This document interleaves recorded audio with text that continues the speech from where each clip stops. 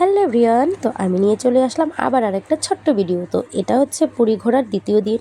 তো সন্ধ্যাবেলা তোমরা তো আগের ভিডিওতে দেখতেই পেয়েছিলে যে আমরা জগন্নাথ দেবকে দর্শন করতে গিয়েছিলাম, আর সেখান থেকে সোজা এবার চলে এসেছি সমুদ্রের পাড়ে।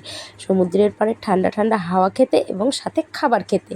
তো তার জন্যই আমরা চলে গেলাম একটা ফাস্টফুডের দোকানে, আর সেখানে গিয়ে আমরা অর্ডার দিয়ে দিলাম গরম গরম ফুল প্লেট চাউমিন। আর চাউমিনগুলোর দাম এতটাই কম যে সবাই মিলে আমরা একদম ভরপেট খেয়ে তারপর ফিরে এসেছি রুমে। তো দেখো কতগুলো করে চাউমিন দিয়ে দিয়েছে, আর বাচ্চাগুলো নিয়ে নিয়েছিল চিংড়ি মাছ ভাজা, কারণ ওরা এর আগের দিন খায়নি। তো এবার আমরা গরম গরম চাউমিন খাবো আর সমুদ্রের হাওয়াটা উপভোগ করব।